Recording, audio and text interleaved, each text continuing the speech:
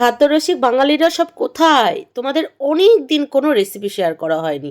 চলো আজকে একটা না দুটো রেসিপি একসাথে শেয়ার করি, তাও আবার মেকো কাঁকড়া দিয়ে। প্রথমে কাঁকড়ার ঝাল আর দ্বিতীয়টা হলো কাঁকড়া দিয়ে পুঁইশাকের ঘ্যাট। হ্যাঁ, আমরা কিন্তু এই কাঁকড়াটাকে মেকো কাঁকড়া বলি। তোমরা এই কাঁকড়াটাকে কি বলো বা কি নামে চেনো অবশ্যই কিন্তু কমেন্ট বক্সে জানিও। সকাল সকাল কর্তামশাই বাজার থেকে বাড়ি এসে দুটো কালো প্লাস্টিক আমার হাতে ধরিয়ে দিয়ে বলল, খুলে দেখো তো এর ভিতরে কি আছে। একটা প্লাস্টিকের মুখ খুলতেই ভিতরে যে কাঁকড়া দেখলাম, একদম হাসি মুখে। কাঁকড়া কত বছর দেখিনি জানো তো। আগে এই কাঁকড়া কত আমরা ধরেছি, খালে বিলে এখানে ওখানে, কত এই কাঁকড়া ধরা নিয়ে মায়ের হাতে মার খেয়েছি। আর এখন এগুলো চোখেই দেখতে পাই না। বিশ্বাস করুন, অনেক দিন পর কাঁকড়া দেখতে পেয়ে অনেকটা হ্যাপি লাগলো। ছোটবেলার স্মৃতিগুলো ভীষণভাবে মনে পড়ছিল। দেখুন, একটা কাঁকড়া নিয়ে আপনাদেরকে দেখানোর চেষ্টা করছি, আরেকদিকে সুযোগ বুঝে আরেকটা কাঁকড়া আমাকে ধোকা দিয়ে চলে যাচ্ছিল। টপ করে ধরে নিলাম। ধরতে না ধরতেই দেখুন হাতে কুচ করে কামড়ে দিল। বাপরে, কি যে ব্যথা লাগলো। তবে এগুলো অভ্যাস আছে, অতটাও লাগেনি। তো যাই হোক, তারপরে কাঁকড়াগুলোকে খুব ভালোভাবে ধুয়ে কেটে পরিষ্কার করে নিয়েছি। এবার গরম গরম তেলে এই কাঁকড়াগুলোকে লাল লাল করে ভাজার পালা। তার জন্য কি করেছি, গ্যাসে একটা কড়াই বসিয়ে কড়াইটা গরম হলে সর্ষের তেল দিয়ে দিয়েছি। তারপরে দিয়ে দিয়েছি কাঁকড়া। কাঁকড়া দেওয়ার পরে দিয়ে দিলাম স্বাদ অনুসারে লবণ আর হলুদ। এবার নেড়ে ছেড়ে কাঁকড়াগুলোকে একদম লাল লাল করে ভেজে তুলে নেব। দেখুন কাঁকড়াগুলোর ভিতরে কতটা ঘিলু দেখেছেন, পুরো কড়াইতে ঘিলুর মাখামাখি হয়ে গেছে। তো যাই হোক, কাঁকড়াগুলোকে পুরো লাল লাল করে ভেজে নিয়েছি। চলুন এবার ঝটপট করে তুলে নিই। তুলে নেওয়ার পরেও কড়াইতে দেখেছেন কত ঘিলু লেগে আছে। তো এটাকে আর ধুলাম না, তার ভিতরে দিয়ে দিলাম আরও একটু বেশি করে সর্ষের তেল। তারপরে ফোড়নে দিয়ে দিলাম দুটো চিড়ে নেওয়া শুকনো লঙ্কা, আর দিয়ে দিলাম ওই হাফ টেবিল চামচের একটু কম গোটা জিরে। একটু নেড়ে ছেড়ে নিলাম। গোটা ফোড়নটা একটু ভাজা হলে তারপরে এখানে দিয়ে দিলাম পেঁয়াজ। আর এটা যেদিন রান্না করছিলাম সেদিন রান্না করতে আমার একদমই ইচ্ছা করছিল না। তার উপরে মাম্মামের স্কুল, মানে 10টার মধ্যে সমস্তটা গুছিয়ে রেডি হয়ে দুই মেয়েকে সাথে নিয়ে বার হতে হবে মাম্মামের স্কুলের উদ্দেশ্যে। বুঝতে পারছেন তাড়াহুড়োর মধ্যে দিয়ে রান্নাটা হচ্ছিল। তো যেমন তেমন করে রান্না করলেও রান্নাটা কিন্তু বেশ হয়েছিল। পেঁয়াজটা দিয়ে একটু নেড়ে ছেড়ে ভেজে নিয়ে দিয়ে দিলাম একটা টমেটো। টমেটোটা দিয়ে তারপরে এক একে দিয়ে দিলাম গুঁড়ো মশলা। সবার প্রথমে দিয়ে দিলাম স্বাদ অনুসারে লবণ, তারপরে দিয়ে দিলাম হাফ টেবিল চামচের একটু কম হলুদ গুঁড়ো, 2 চা চামচ লঙ্কার গুঁড়ো, তারপরে দিয়ে দিচ্ছি এই যে আদা রসুনের পেস্ট। আর বাটাবাটির ঝামেলায় গেলাম না, এখন যেহেতু কিনতে পাওয়া যায় তো ওই ব্যস্ত দিনের সকালগুলোতে এই পেস্ট দেওয়াই হয়। তো একটু পেস্ট দিয়ে সমস্তটা খুব ভালোভাবে কষিয়ে নিলাম। কষাতে একটু অসুবিধা হচ্ছিল, তার জন্য কি করলাম, অল্প একটু জল দিয়ে দিলাম। জল দিয়ে তারপর সমস্তটা এই যে খুব ভালোভাবে কষিয়ে নিচ্ছি। যখন দেখবো কষাতে কষাতে মশলাটা দিয়ে পুরো তেল ছেড়ে দিয়েছে, মানে মশলাটা খুব ভালোভাবে কষানো হয়ে গেছে, তারপরে এখানে দিয়ে দিলাম কাঁকড়া। ওই যে কাঁকড়াটা ভেজেছি ওই কাঁকড়া দিয়ে 2 পদের রেসিপি হবে। একটা হবে কাঁকড়ার ঝাল আর একটা হবে কাঁকড়া দিয়ে পুঁইশাকের ঘ্যাট। দেখুন, আপনাদের সাথে কথা বলতে বলতে মশলার সাথে কাঁকড়াটাকে খুব ভালোভাবে কষিয়ে নিয়েছি। এখন জল দিয়ে দিলাম। জলটা দিয়ে খুন্তির সাহায্যে খুব ভালোভাবে নেড়ে চেড়ে নেব, কারণ চারি সাইডে কাঁকড়ার ঘিলুগুলো লেগে আছে। তো সেগুলো নেড়ে ছেড়ে নিয়ে এই যে একটা ঢাকা দিয়ে ঢেকে দিলাম। এবার ওই গ্যাসের ফ্লেম মিডিয়ামে রেখে 5 থেকে 6 মিনিট রান্না করে নিলেই ব্যাস মোটামুটি কাঁকড়ার ঝোল রেডি।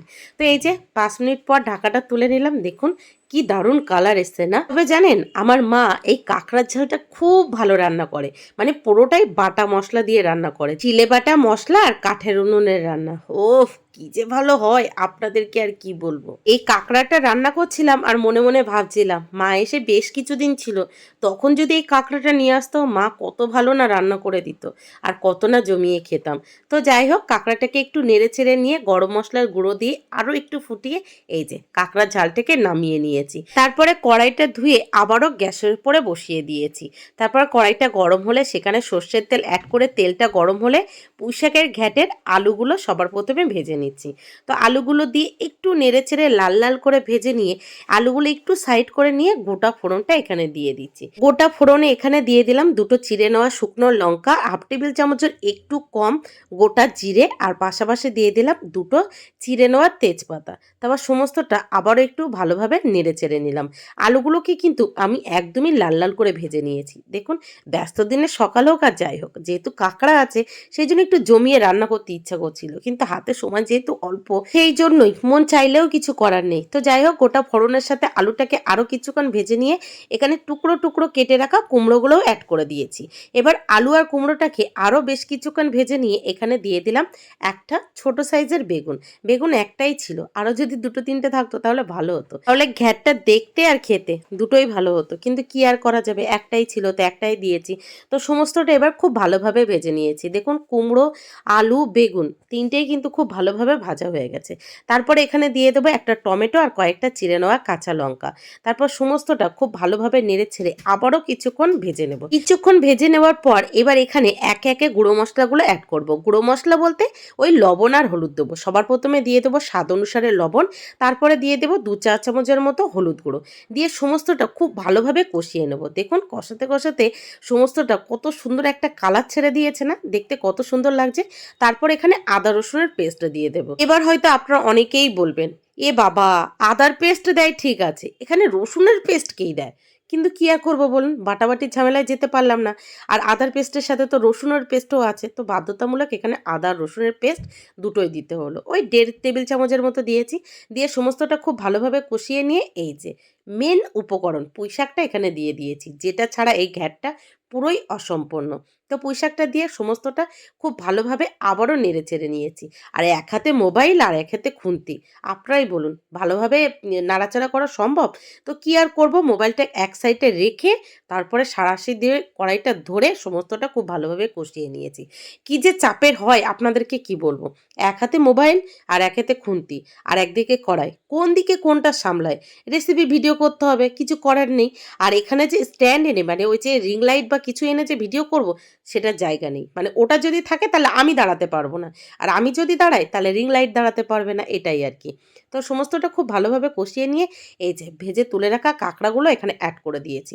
আপনারা আবার অনেকে হয়তো ভাবতে পারেন, এ বাবা, কাঁকড়ার এই ছোটো ছোটো ঠ্যাং কে দেয়? কি করব বলুন, এত দাম দিয়ে কিনে এনেছে, ফেলতে আর ইচ্ছা করলো না, তো দিয়ে দিলাম। খেতে কিন্তু বেশ লেগেছিল, তবে আমিই খেয়েছিলাম, ওই ছোটো ছোটো ঠ্যাং আর কেউ খায়নি। তো কাঁকড়াটা দিয়ে আরও বেশ কিছুক্ষণ নেড়ে ছেড়ে একটা ঢাকা দিয়ে ঢেকে রান্না করে নিয়ে তারপরে এই যে নামানোর কিছুক্ষণ আগে গরম মশলার গুঁড়ো অ্যাড করে আবারও একটু নেড়ে ছেড়ে ওই 2 থেকে 3 মিনিটের মতো রান্না করে নিয়েছিলাম।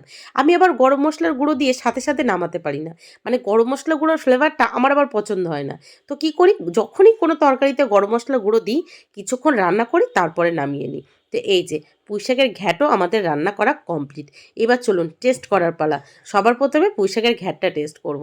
ওফ, দেখুন কাঁকড়ার ভিতরে কি দারুণ গিলো। গরম গরম ভাতের সাথে এরকম গরম গরম পুঁইশাকের ঘ্যাট আর সাথে হলো কাঁকড়া, কি যে দারুণ হয়েছিল খেতে, আপনাদেরকে কি বলবো, সেটা ভাষায় বোঝানো যাবে না। অসাধারণ হয়েছিল খেতে আর কি, অসাধারণ। যেমন তেমন করে রান্না করলেও রান্নাটা যে এত ভালো হবে বিশ্বাস করুন আমি বুঝে উঠতে পারিনি। অসাধারণ হয়েছিল। আপনারা কে কীভাবে এই পুঁইশাকের ঘ্যাট রান্না করেন আমাকে কিন্তু অবশ্যই কমেন্ট বক্সে জানাবেন, বা আপনাদের যদি কোনো রেসিপির চ্যানেল থাকে বা ভিডিও থাকে সেটাও আমাকে লিঙ্কটা শেয়ার করে দেবেন। তো যাই হোক, অনেক ভাট বকেছি, এবার চলুন কাঁকড়ার ঝালটা কেমন হয়েছে সেটা আপনাদেরকে বলি। এক কথায় অসাধারণ হয়েছিল, পুরো অসাধারণ। তবে পেঁয়াজগুলো যদি একটু পেস্ট করে দেওয়া হতো তাহলে মনে হয় আরও বেশি ভালো হতো।